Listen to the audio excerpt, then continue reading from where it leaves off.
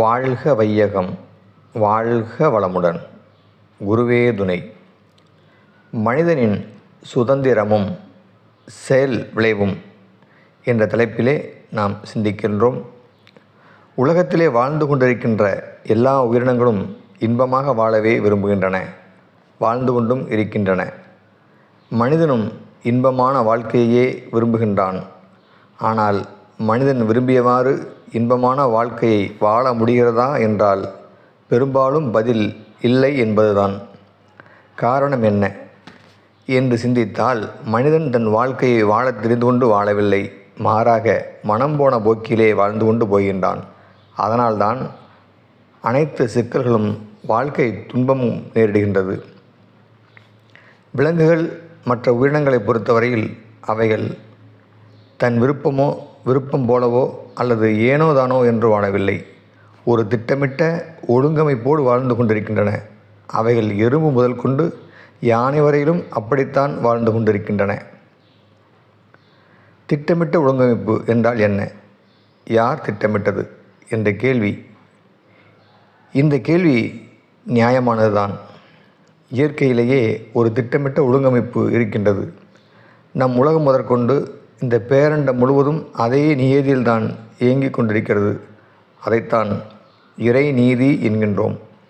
இறை நீதிதான் இயற்கை சட்டம் என்பதும் ஆகும். எந்த உயிரினமானாலும் இந்த நியதியை மீறி செயல்படுவதில்லை. அது எறும்பு முதல் பெரிய விலங்குகள் வரையிலே எந்த நாட்டில் எந்த கண்டத்தில் வாழ்ந்து வந்தாலும் அவற்றின் அன்றாட வாழ்வில் அதன் செயல்களில் எந்த விதமான மாறுபாடும் இல்லை. யாரும் கற்றுத்தராமலேயே அதன் போக்கில் தெளிவாக செயல்பட்டு கொண்டிருக்கின்றன. எல்லா உயிரினங்களும் பசி, இனப்பெருக்கம் என்ற 2 அடிப்படையில் தான் செயல்படுகின்றன. பசி வந்தால் உணவு தருகின்றன, அந்த தேவை எழுகின்றது. உடல் கழிவுகளின் உந்துவேகத்தால் காமம் என்ற உணர்வு எழுகிறது, அதற்கு ஒரு துணை தேவைப்படுகிறது. அதனால் இனப்பெருக்கம் நடைபெறுகிறது. இயற்கை விதிக்கப்பட்டவாறு உணவை எடுத்துக்கொள்கின்றன. பசி முடிந்ததும் உணவை நாடுவதில்லை. காமம் எழும்போது உறவை நாடுகின்றன, அதற்கு பிறகு நாடுவதில்லை. இவற்றில் எதையும் அளவு மீறியோ முறை தவறியோ தேவைக்கு அதிகமாகவோ அவைகள் அனுபவிப்பதில்லை. மனிதர்களைப் போல பிறர் தயவிலோ அல்லது சோம்பேறியாகவோ வாழ்வதில்லை. ஒவ்வொரு பறவையும் தனக்கு தேவையான கூட்டை தானே கட்டிக்கொள்கின்றன. அதிகாலையில் எழுந்து விடுகின்றன, உடல் சோம்பல் முடிக்க உடற்பயிற்சி செய்கின்றன, மாலை பொழுது சாய்ந்ததும் கூட்டுக்குள் அடங்கி விடுகின்றன. எந்த உயிரினமும் தன் உடலை தானே கெடுத்துக்கொள்வதில்லை. எனவே இவைகள் அனைத்தும் இயற்கையோடு இயைந்து இயற்கைக்கு முரண்படாமல் வாழ்ந்து முடிகின்றன. இதற்கு மேல் அவற்றுக்கு இன்ப உணர்ச்சியோ ஆசைகளோ எதுவும் கிடையாது.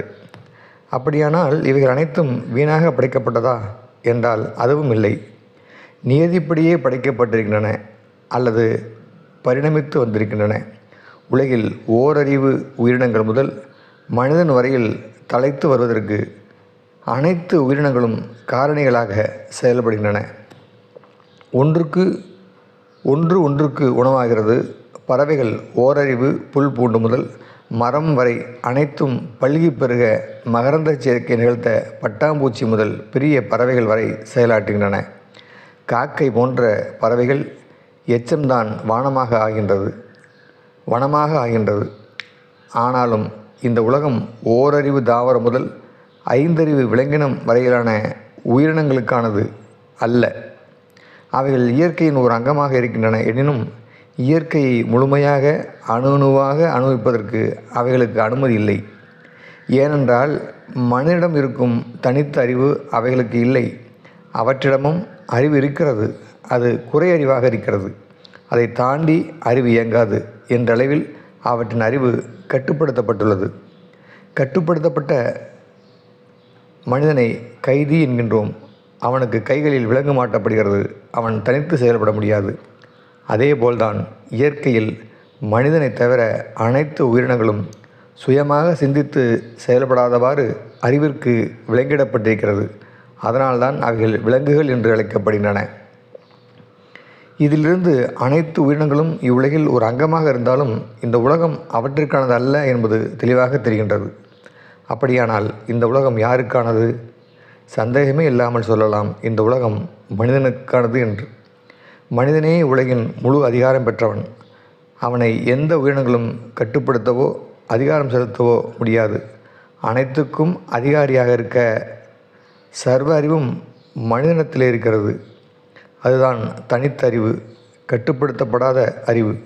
கட்டுப்படுத்த முடியாத அறிவுக்கு தகுதியுடையவன் மனிதன் மட்டுமே. எனவே மனிதனுக்காகவே இந்த உலகமும் உலக இன்பங்களும் படைக்கப்பட்டிருக்கின்றன. மனிதனே உலகில் மேலானவன். எப்படி என்றால், மனிதன் தான் இயற்கையை வியக்கின்றான். இயற்கை இன்பங்களை ஒன்றுவிடாமல் துய்த்து அதன் அனுபவங்களை எண்ணி பார்க்கின்றான். இந்த பிரபஞ்சத்தை படைத்த பேராற்றல் எது என்று அறிய முற்படுகின்றான். தன் மூலம் எது என்று தன் மூலத்தையே அறிய எண்ணுகின்றான். யூகம், யுக்தி, யோசனை கொண்டு தன் மூலத்தை அறிந்தே விடுகின்றான். அந்த மூலத்தின் ஒரு கூறுதான் நான் என்பதையும் உணர்ந்து கொள்கின்றான்.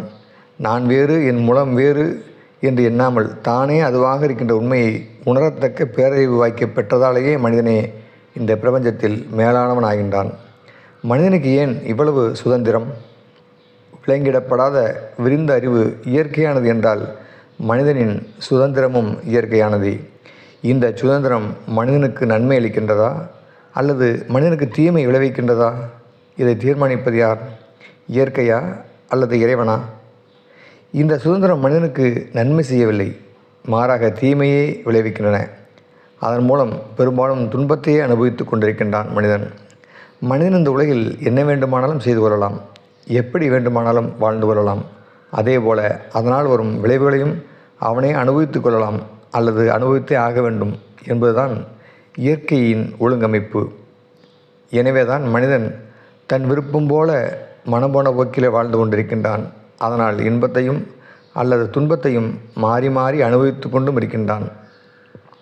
இங்கேதான் இயற்கையின் ஒழுங்கமைப்பை நாம் புரிந்து கொள்ள வேண்டும். இறை நீதியை நாம் நன்றாக விளங்கி கொள்ள வேண்டும். அந்த நீதி என்னவென்றால், செயல் விளைவு தத்துவமே அந்த நீதி. செயலுக்கு ஏற்ற விளைவு கட்டாயம் உண்டு என்பதே அந்த நியதி. எனவே மனிதனின் சுதந்திரம் செயல் விளைவு நியதிக்கு கட்டுப்பட்டது. ஆகவே மனிதன் செயல் விளைவு நீதி உணர்ந்தே எந்த செயலையும் செய்ய வேண்டும். செயல் விளைவு நீதியை உணர்ந்து எந்த செயலை செய்ய வேண்டும், எந்த செயலை செய்யக்கூடாது, எந்த செயல் இன்பம் தரக்கூடியது, எந்த செயல் துன்பம் தரக்கூடியது என்பதை உணர்ந்து கொண்டு செயல்படும் போதுதான் இன்பமான வாழ்க்கையை மனிதனால் வாழ முடிகிறது.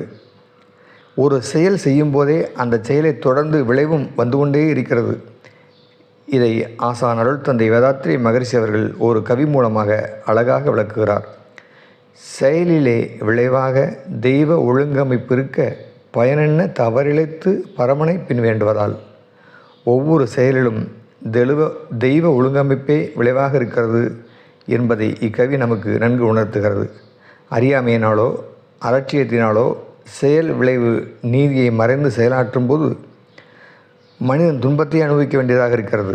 மனிதன் செய்கின்ற நல்ல செயல்களெல்லாம் இயற்கைக்கு முரண்படாத செயலாகவே இருக்கும் என்பதால் இன்பத்தையும், தீய செயல்கள் எல்லாம் அனைத்தும் இயற்கைக்கு முரணானது என்பதால் துன்பத்தையும் அனுபவிக்கின்றான். விலங்குகளின் அறிவுக்கு எல்லை உண்டு என்றாலும் அவைகள் இயற்கையை மீறாமல் செயலாற்றுகின்றன, எப்போதும் மகிழ்ச்சியாகவே இருக்கின்றன. மனிதனின் அறிவு குறைவற்ற நிறை அறிவாக இருந்த போதிலும் தனக்குள்ள அறிவை அந்த நிலையை தவறாக பயன்படுத்தி பெரும்பாலும் துன்பத்தையே இடறிக்கொள்கின்றான். அப்படியானால் மனிதனால் இயற்கையோடு இயைந்த வாழ்க்கையை வாழ முடியாதா? இயற்கைக்கு முரண்பாடான செயல்களை தவிர்க்க முடியாதா என்றால் நிச்சயமாக முடியும். அதற்கு மனிதன் தன்னை உணர வேண்டும், தன்னை பற்றி சிந்திக்க வேண்டும். நான் யார்? நான் எங்கிருந்து வந்தேன்? என்ன செய்து கொண்டிருக்கிறேன்? நியாயமாக நான் என்ன செய்ய வேண்டும்? நான் எங்கே போய் சேரப்போகிறேன் என்ற வினாக்களை கேட்டு அந்த வினாக்களுக்கு விடை காண முயற்சிக்க வேண்டும். இந்த முயற்சிக்குத்தான் ஆன்மீக தாகம் அல்லது ஆன்மீக தேடல் என்று பெயர். ஆண் என்றால் மனிதன், மீகம் என்றால் மீள்வது. மனிதன் என்பவன் முழு அறிவோடு வந்திருந்தாலும், விலங்குகளுக்கு இல்லாத சுதந்திரம் மனிதனுக்கு இருந்தாலும், மனத்தால் குணத்தால் விலங்குகளை விட கீழாகவே சிந்திக்கின்றான், செயல்படுகின்றான். விளைவாக துன்பத்தையே அனுபவிக்கின்றான். மனிதனின் இப்போதைய நிலையில் இருந்து கொண்டு மனிதனின் உருவச்சிறப்புக்கு ஒத்ததான வாழ்வை, அதாவது முழுமையடைந்த மனிதனாக மாறினால்தான் மனிதன் தன் உணர்வை கட்டுப்படுத்தி நல்ல செயல்களை செய்து வாழும்போதுதான் இன்பமான வாழ்க்கையை வாழ தகுதியுடையவன் ஆகின்றான். அதனால்தான் சாக்ரட்டிஸ் உன்னையே நீ அறிவாய் என்றார். திருமூலரும் தன்னை அறிந்திட தனக்கு ஒரு கேடில்லை, தன்னை அறியாமல் தானே கெடுகின்றார் என்கின்றார். வள்ளலாரும் தன்னை அறிந்து இன்பமுற வெண்ணிலாவே ஒரு தந்திரமே சொல்ல வேண்டும் வெண்ணிலாவே என்று வேண்டுகிறார். தன்னை அறிவதுதான் மெய்யறிவு, தன்னை அறிந்த ஞானம்தான் மெய்ஞானம். தன்னை அறிந்த உணர்ந்த நிலையிலே வாழத் தொடங்கும் போதுதான் வாழ்க்கையின் நோக்கத்தை அறிந்து கொள்ள முடியும். அந்த நோக்கத்தை ஒட்டி தன் செயல்களை அமைத்து கொள்ளவும் முடியும். அப்போதுதான் எந்த இயற்கை மனிதனுக்கு சர்வ சுதந்திரத்தை கொடுத்ததோ அந்த இயற்கையை அல்லது இறைவனை அறிந்து கொள்ள முடியும். தனக்கு கட்டுப்பாடற்ற சுதந்திரமளித்த அதன் காரணத்தை புரிந்து கொண்டு செயலாற்ற முடியும். ஏனென்றால் மனிதனே தெய்வமாக வந்தவன். கட்டுப்பாடற்ற சுதந்திரத்தை புரிந்து கொண்டு செயலாற்றும் போது இயற்கையோடு இயைந்து இயற்கையை மதித்து இயற்கையின் பெருமைகளை உணரும்போதுதான் மனிதன் தெய்வமாகின்றான். மனிதனை தெய்வமாக்கும் இயற்கையின் முயற்சியே கட்டுப்பாடற்ற சுதந்திரம். இதை புரிந்து கொண்டால் இந்த உலகம் முழுமையும் அதன் இன்பங்களும் மனிதனுக்கானதே என்பது நன்கு விளங்கும். வாழ்க வளமுடன்.